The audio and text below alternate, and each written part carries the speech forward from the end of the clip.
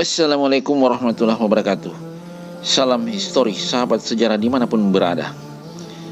Saat ini kita akan mengulas seorang tokoh ulama, tokoh pejuang, tokoh sastrawan juga, yaitu siapa beliau? Yaitu yang biasa kita kenal Buya Hamka. Oke, mari kita dengarkan bersama-sama. Nama panjangnya adalah Haji Abdul Karim Amrullah. Beliau lebih dikenal dengan nama Hamka, seorang ulama yang pernah dilahirkan oleh bangsa Indonesia yang berpengaruh hingga ke kawasan Asia Tenggara. Hamka lahir di Meninjau, Sumatera Barat pada tanggal 16 Februari 1908. Putra dari Haji Abdul Karim Amrullah, seorang tokoh pelopor gerakan Islam kaum muda di daerahnya pada saat itu. Hamka hanya sempat masuk sekolah selama 3 tahun, yaitu sekolah desa dan sekolah-sekolah agama di Padang Panjang dan Parabek dekat Bukit Tinggi sekitar 3 tahun juga. Tapi ia berbakat dalam bidang bahasa dan segera menguasai bahasa Arab yang membuat ia mampu membaca secara luas literatur Arab, termasuk terjemahan dan tulisan-tulisan barat. Sebagai putra tokoh pergerakan, sejak kecil Hamka menyaksikan dan mendengar langsung pembicaraan tentang pembaharuan dan gerakannya melalui ayah dan rekan-rekan ayahnya. Hamka dikenal sebagai seorang petualang.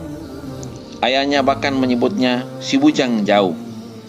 Pada tahun 1924, dalam usia 16 tahun, ia pergi ke Jawa untuk mempelajari seluk-beluk gerakan Islam modern dari Haji Omar Said Cokro Aminoto, Ki Bagus Hadikusumo, Ketua Muhammadiyah 1944-1952, RM Soerjo Pranoto 1871-1959, dan Kiai Haji Fakfudin, ayah Kiai Haji Abdul Rosak Fakrudin. Kursus-kursus pergerakan itu diadakan di Gedung Abdi Darmo, Paku Alam, Yogyakarta.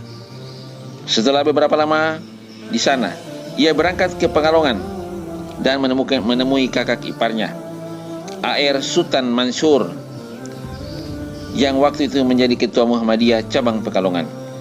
Di kota ini, ia berkenalan dengan tokoh-tokoh ulama setempat. Dan pada bulan Juli 1925, ia kembali ke rumah ayahnya di Gatangan, Padang Panjang. Sejak itulah, ia mulai berkiprah dalam organisasi Muhammadiyah. Pada Februari 1927, Hamka berangkat ke Mekah untuk menunaikan ibadah haji dan bermukim lebih kurang 6 bulan. Selama di Mekah, ia bekerja di sebuah percetakan.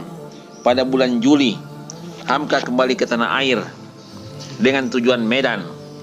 Di Medan ia menjadi guru agama pada sebuah perkebunan selama beberapa bulan.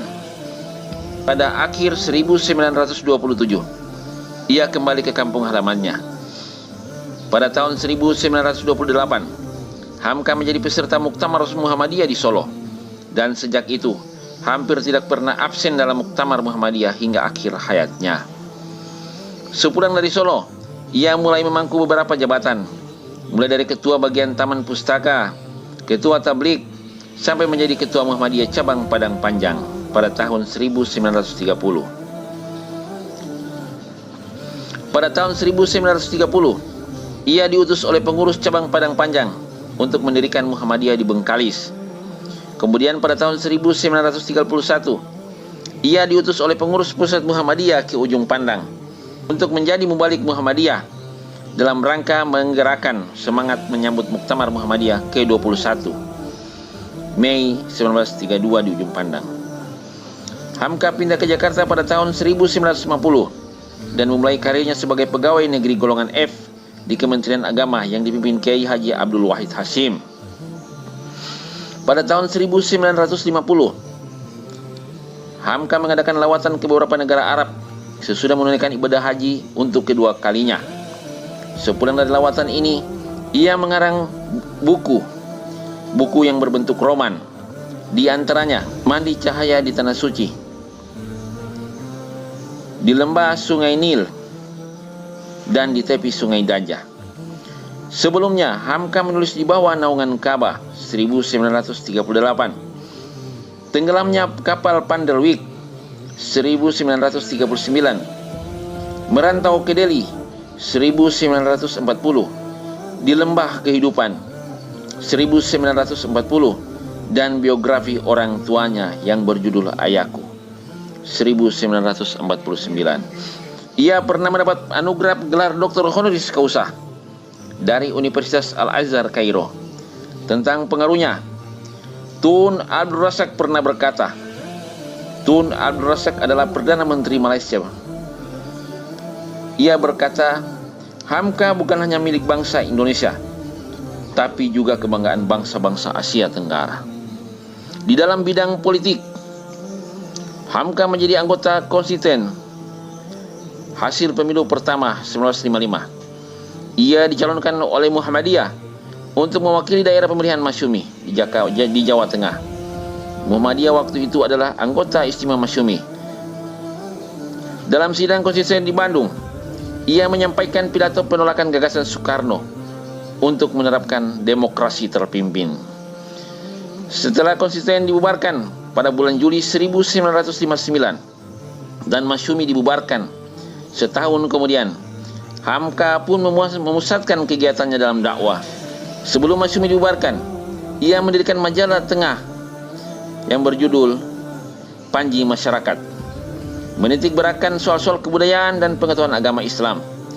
Majalah ini kemudian dibredil pada 17 Agustus 1960 dengan alasan memuat karangan Dr. Muhammad Hatta yang berjudul Demokrasi Kita, yang mengkritik konsepsi demokrasi terpimpin. Majalah ini baru terbit kembali setelah Orde Lama tumbang pada tahun 1967, dan Hamka menjadi pemimpin umumnya hingga akhir hayatnya. Sebelumnya, pada tanggal 27 Januari 1964, ulama dengan jasa yang besar pada negara ini ditangkap negaranya sendiri. Ia dijebloskan ke dalam penjara selama Orde Lama. Dalam tahanan ini pula, ia melahirkan karya-karya yang monumental, yakni Tafsir Al-Ashar. Hamka pernah menjabat sebagai Ketua Majelis Ulama Indonesia pada tahun 1975. Itulah sekilas rekan-rekan sahabat histori, pencinta sejarah dimanapun berada. Sekilas sejarah, biografi, perjuangan seorang pendakwah, ulama besar, pejuang, Bapak Buya Hamka. Semoga almarhum diberikan tempat yang layak oleh Allah Subhanahu wa taala. Dan semoga Allah memberikan tempat yang terbaik, yaitu surganya Allah Subhanahu wa taala. Rekan-rekan pencinta sejarah, demikian apa yang telah saya sampaikan. Yang telah like and subscribe, saya ucapkan terima kasih. Semoga kalian semua tetap sehat, panjang umur, dimurahkan rezeki dan bahagia selalu.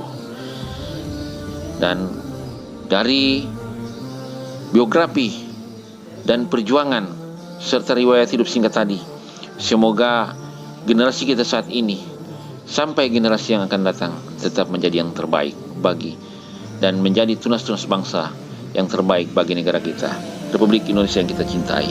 Demikian, wabillahi taufiq wal hidayah. Wassalamualaikum warahmatullahi wabarakatuh. Salam histori sahabat sejarah.